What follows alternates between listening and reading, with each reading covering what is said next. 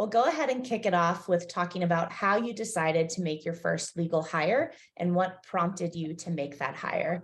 Natalie, I'll kick it back to you. So thinking about the first legal hire, I think it does vary depending on the organisation that I've worked at and the culture of that organisation and where it is in its life cycle.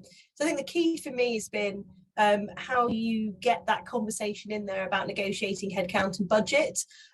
In some roles, I've actually negotiated that before even starting as the head of legal or general counsel, and it's sort of a package deal, as it were. So I want to make sure I'm getting the access or commitment to those resources, and some of that can be a team and headcount as well.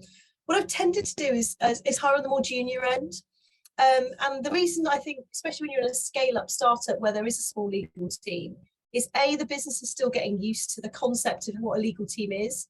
And they already think that they've invested a lot of money in hiring a senior lawyer, especially if you are that head of legal or general counsel. So really trying to get the data points to support, that team build, as it were, and that first legal hire, if you haven't had the ability to create that narrative before joining, is really important. So, I've looked at sort of paralegal trainee level roles and trying to get those into support, because generally I need a little bit of help with the kind of more administrative, more junior sort of legal work. If I can't, then I found a really kind of interesting way of getting talent in, but also giving back to the legal community. Has been running internship programs. So generally I'll come in, I'll do one at this organisation as well. The idea is hiring a number of different interns over the summer. They could be law graduates, they could be still sort of studying, and getting them in to sort of assist with some of that, I guess, ultimately data mapping, some of those more sort of junior tasks. And ultimately what that gives me is a bit of a talent pool that if I do want to then hire sort of more permanently, I've then got some really good people who I've already kind of tested out in the process. So I think having that junior there helps you kind of do that mapping, which sometimes a more senior lawyer wouldn't be open-minded to. I do think it depends on the mindset that you're hiring. And then, you do want people that are eager to kind of get stuck in, especially when it is a legal team that's more in that infantile type state. Quick question before we move forward, Natalie, and setting up that internship program, have you found that quite easy from company to company? Yeah, definitely. I think I've just got a blueprint that I've probably carried around with me for over 10 years now, but essentially, there's a really buoyant market out there for people wanting that experience, because sometimes you need experience to get that training contract or to get those further opportunities. So you usually find a wealth of people, really good high quality candidates that want to apply. Essentially, you use free tools out there like LinkedIn or Milkround, or there are sites that you can get in with the universities and conglomerates of universities that get your ad out there. And then generally, the system I've got is, I did the internship kind of hiring in my last role. We had 250 applicants over the weekend after go live of our ad. So it's not like you're not going to get some really interesting, talent there. The problem is you've almost got too much demand for it, and you can't always give everybody the opportunity to get that opportunity. Johanna, what's been your experience?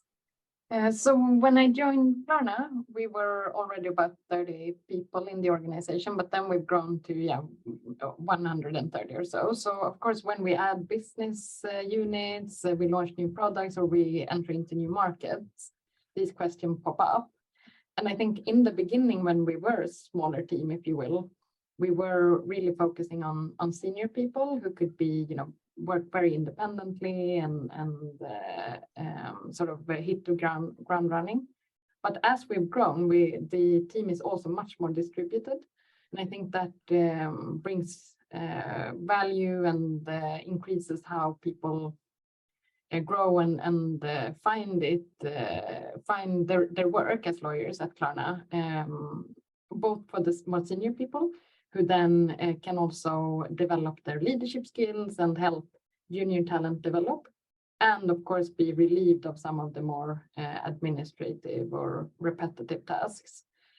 One thing that I've noted over time is that instead of focusing so much on skills, I'm much more focused on the personality and maybe their background, what type of companies they've been at, and how they appreciate change. We all say that we're in agile environments, and I think most people these days market themselves as adaptive and one looking for change. But at Klarna, the role that you get hired for might not exist once you join. I mean, we constantly, as Natalie also alluded to, there are constant reorgs. So if you're only focused on the specific role and sort of the reporting lines, Klarna will likely not be the best company and fit for you. I myself had I think 5-6 different roles over these 4.5 years. I've reported to C-level and then to less senior manager and then up again, and it just goes a little bit in waves. And we say for all our hires that we sort of step off the straight line when we join Klarna. So really just being open-minded in that way. And those are the people who tend to stick around. So I think it's really like a way to find a good match for both.